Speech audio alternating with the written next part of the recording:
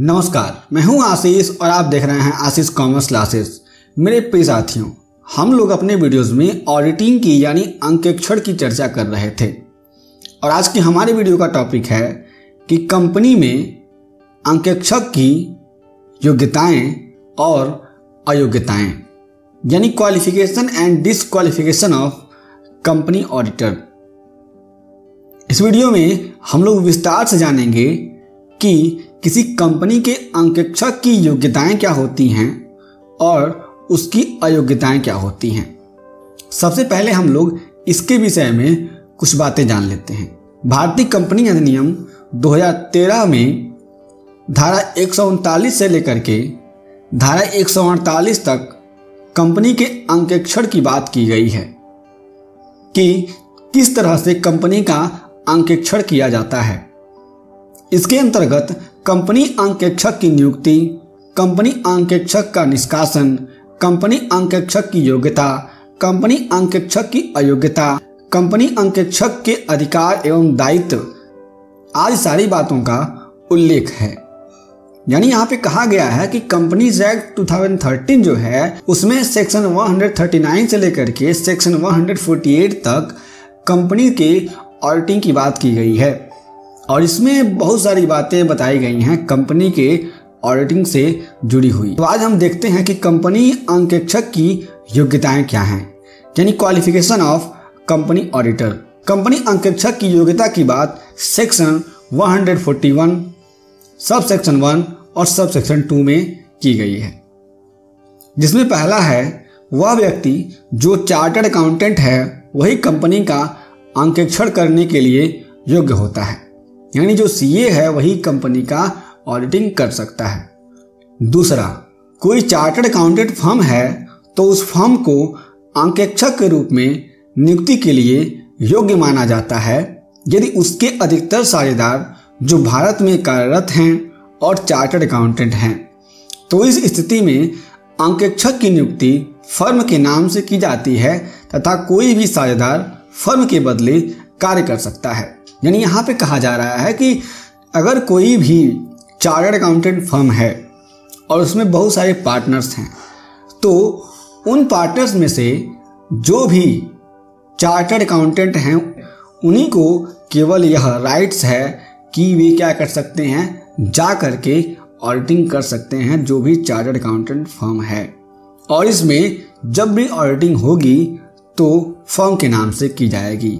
अब आते हैं हम लोग तीसरे पर, सीमित दायित्व साझेदारी फर्म यानी LLP, जिसको हम लोग लिमिटेड लायबिलिटी पार्टनरशिप फर्म भी कहते हैं, को भी कंपनी के अंकेक्षक के रूप में नियुक्ति के लिए योग्य माना जाता है।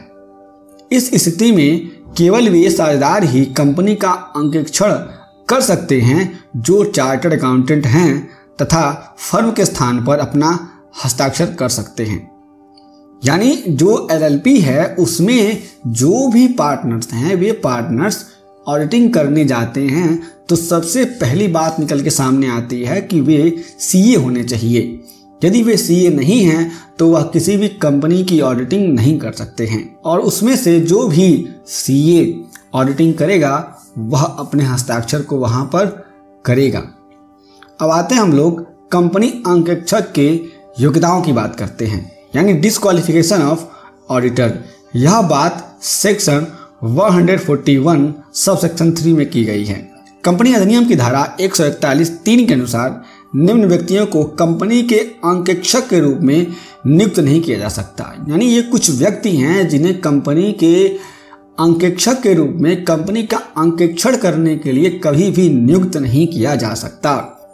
पहला, कोई कंपनी या समामेलित संस्था सीमित दायित्व वाली साझेदारी फर्म को छोड़कर, यानी कोई कंपनी हो या फिर कोई भी एसोसिएशन हो तो वह किसी भी तरीके से कंपनी के ऑडिटिंग करने के लिए लायबल नहीं है।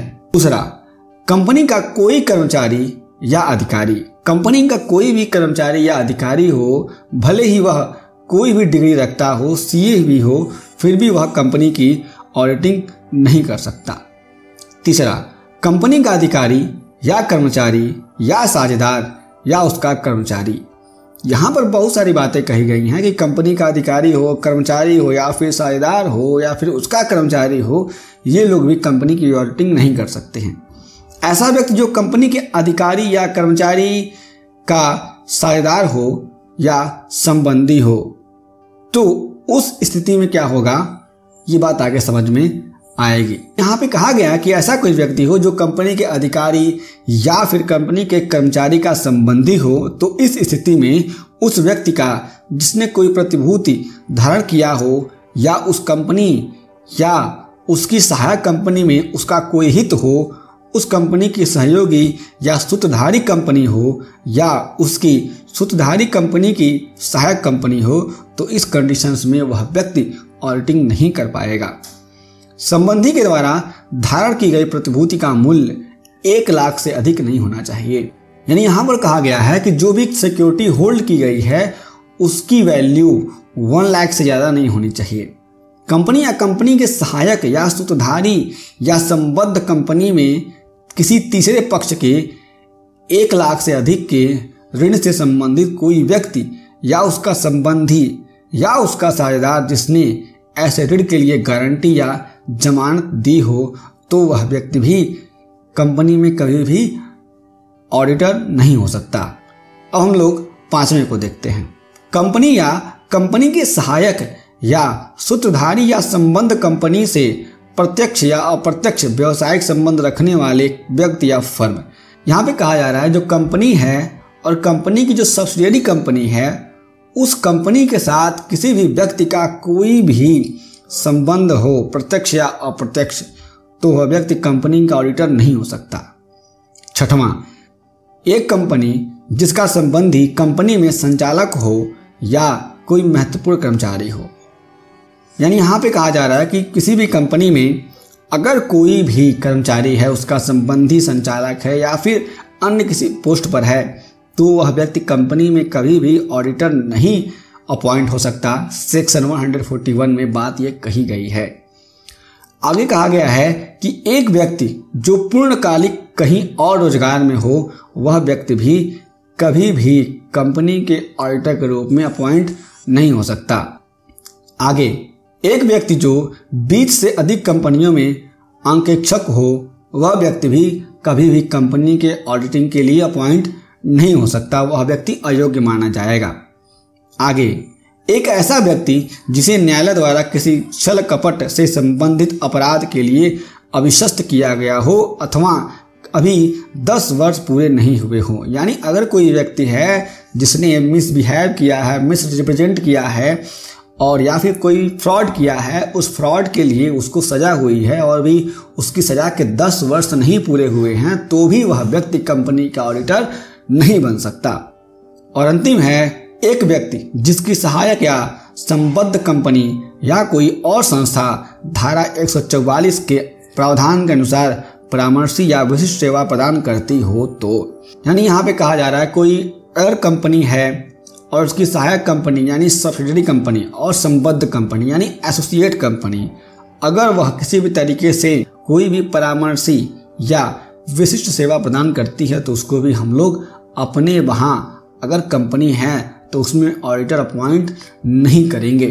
तो ये सारी बातें थी कंपनी के ऑडिटर के डिस्क्वालिफिकेशन और क्वालिफिकेशन की, किस तरीके से कोई भी ऑडिटर डिस्क्वालीफाई और क्वालिफाई होता है किसी भी कंपनी की ऑडिटिंग के लिए। इस वीडियो में हम लोगों ने कंपनी ऑडिटर के क्वालिफिकेशन और डिस्क्वालिफिकेशन को अच्छी तरीके से जान लिया।